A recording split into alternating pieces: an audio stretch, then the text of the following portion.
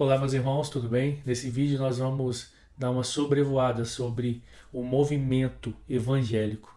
Nós não vivemos o melhor momento da igreja. Nós estamos vivendo uma época onde a teologia é extremamente fraca e a conduta cristã descuidada. Então nós vamos olhar para o movimento evangélico e tentar compreender algumas coisas que têm acontecido. Porque hoje me parece que o nosso conhecimento é insuficiente. Nossa adoração é irreverente e muitas vezes nossa vida imoral. Talvez a melhor forma da gente falar, ou melhor, compreender isso, é percebendo como que o que antes a gente denunciava como liberalismo, hoje faz parte da nossa igreja. O que antes se falava das igrejas liberais, hoje é quase um consenso das igrejas evangélicas. Porque elas buscam a sabedoria do mundo, elas acreditam na teologia do mundo, elas seguem a agenda do mundo e elas adotam os métodos do mundo. E de acordo com a sabedoria mundana deste mundo, fica fácil adotar alguns critérios. Por exemplo, de dizer que a Bíblia é incapaz de satisfazer as exigências dessa vida pós-moderna. Ou que a palavra de Deus ela é insuficiente por si só de ganhar pessoas para Cristo. Promover crescimento espiritual, proporcionar orientações práticas ou transformar uma sociedade. E aí, a partir disso, as igrejas já suplementam o simples ensino da palavra com entretenimento, com terapia de grupo, com ativismo político, com sinais e maravilhas, com qualquer coisa que possa atrair os consumidores religiosos.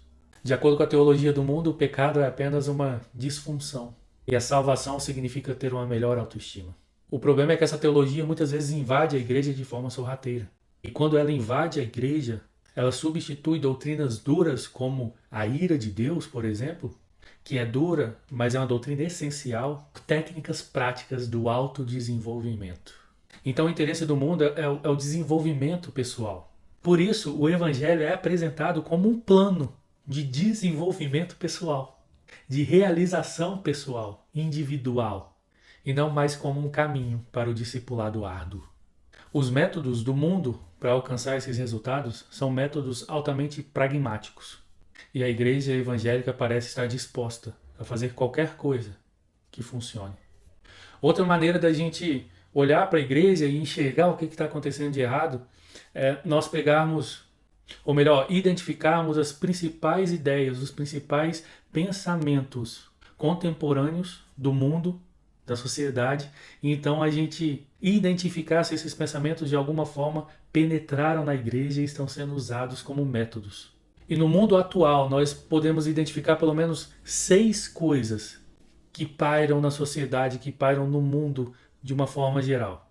E aí a gente pode analisar para ver se isso entrou na igreja ou não. Primeira coisa, secularismo. O que é o secularismo? O secularismo é a ideia de que todas as coisas que existem estão no mundo, está aqui no mundo. Tudo que eu vejo, isso é o que existe. Portanto, Deus não existe. Veja bem, você não vai ver numa igreja falando que Deus não existe. Você vai ver pessoas vivendo como se Deus não existisse. Você vai ver pregações focadas no homem, como se Deus não existisse. Secularismo presente dentro da igreja. Segunda coisa, o humanismo. O humanismo, de acordo com os antigos filósofos pagãos, é quando o homem é a medida de todas as coisas. O que vai levar, inevitavelmente, à adoração de si mesmo. Terceira coisa, o relativismo. O relativismo ensina que não existe verdade absoluta.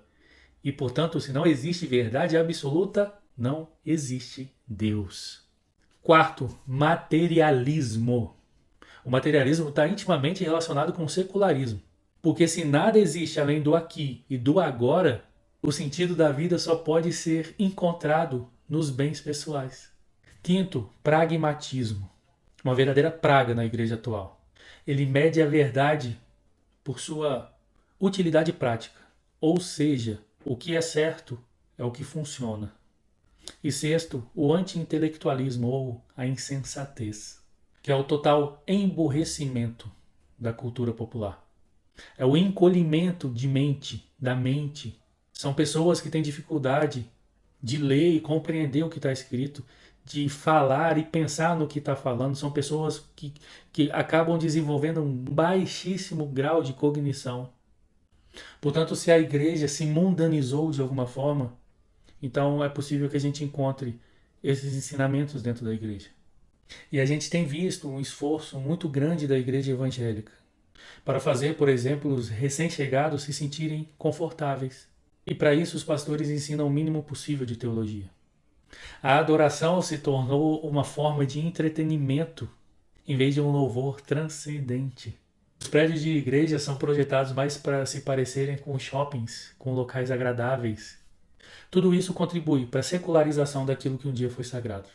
E ao mesmo tempo as igrejas se tornaram muito humanistas, meus irmãos. Isso é muito perceptível.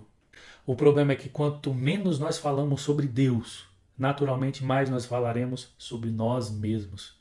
Ao invés de eu falar sobre experiências de Deus, ensinamentos sobre Deus, o que Deus faz, o que Deus pode fazer, quem é a pessoa de Deus, eu vou começar a falar de experiências que eu tive. O foco agora sou eu. Humanismo. E agora, o conteúdo do sermão é muito mais determinado pelo público-alvo do que pelas escrituras sagradas. E isso nos leva rapidamente ao relativismo de conduta, relativismo de crença, porque as convicções morais já não são mais determinadas pelo argumento cuidadoso, com base em verdades bíblicas absolutas.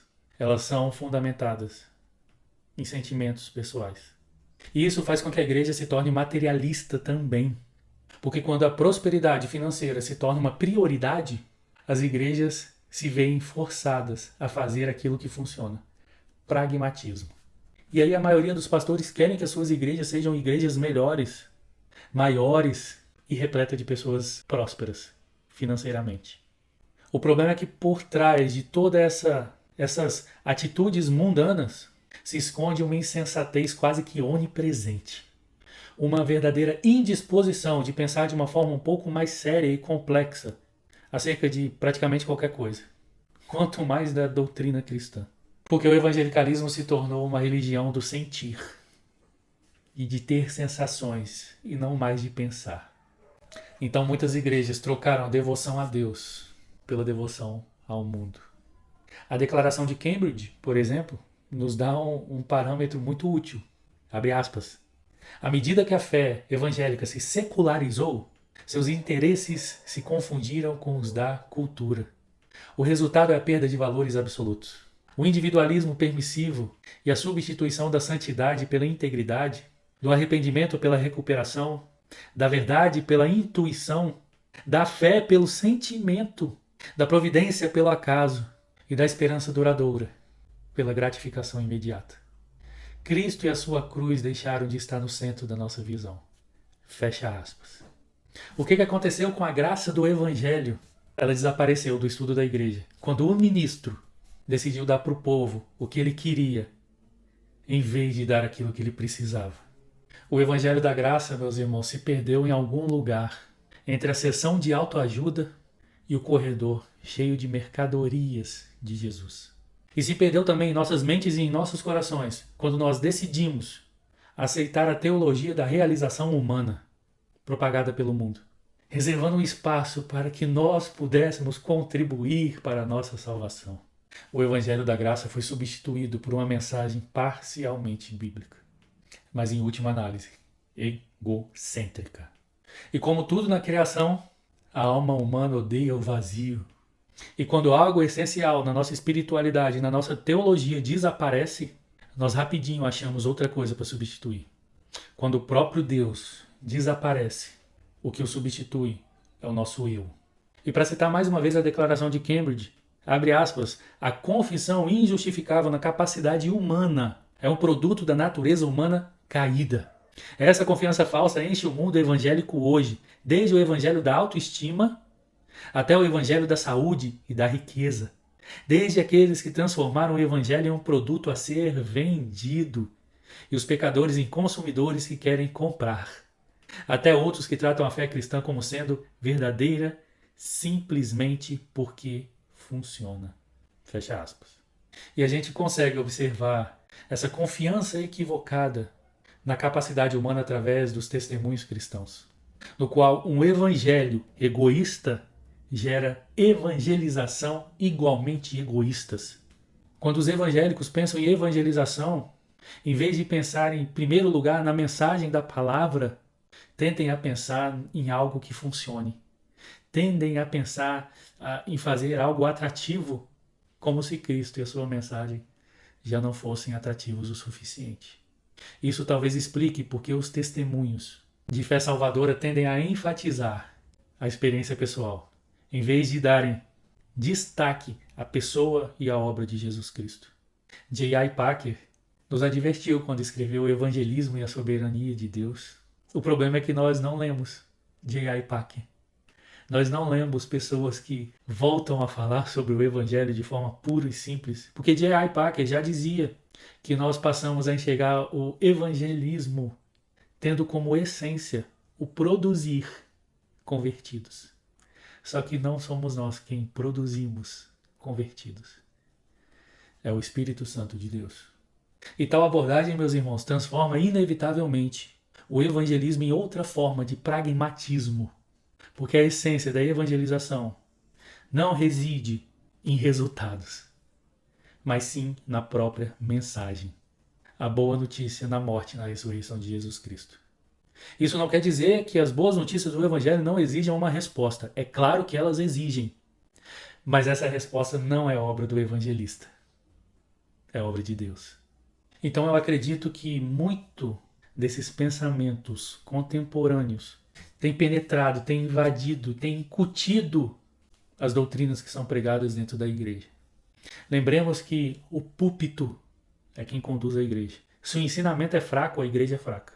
Se falta entendimento de Deus, não vai haver fé que subsista a uma tentação, a uma prova, às dificuldades, a falta de romper em determinadas situações. Infelizmente, em muitos casos, o movimento evangélico se tornou mundano, porque deixou de lado o evangelho da graça de Jesus Cristo. Deixou de lado o principal, obra, morte e ressurreição de Jesus Cristo, e focou no que é supérfluo. Na prosperidade, no autodesenvolvimento, no que eu posso conquistar, no que eu posso fazer.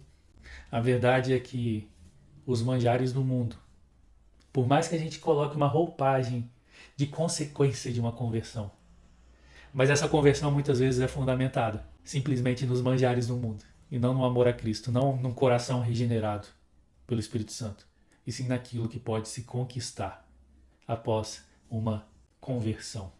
Lembre-se, meus irmãos, o que dá certo não é necessariamente o correto.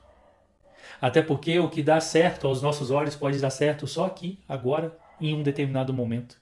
Portanto, não se preocupe com resultados. Se preocupe em ser fiel com a palavra de Deus. Ainda que você pregue a palavra, ainda que você goste de fazer apelos e ainda que talvez as pessoas não correspondam a esses apelos, fique tranquilo. Apenas pregue a palavra. Apenas obedeça a Deus, independentemente dos resultados. Você foi chamado para pregar o Evangelho, não para ter resultados surpreendentes. Você foi chamado para a obediência, não para a performance. Deus te abençoe. Forte abraço. Até a próxima.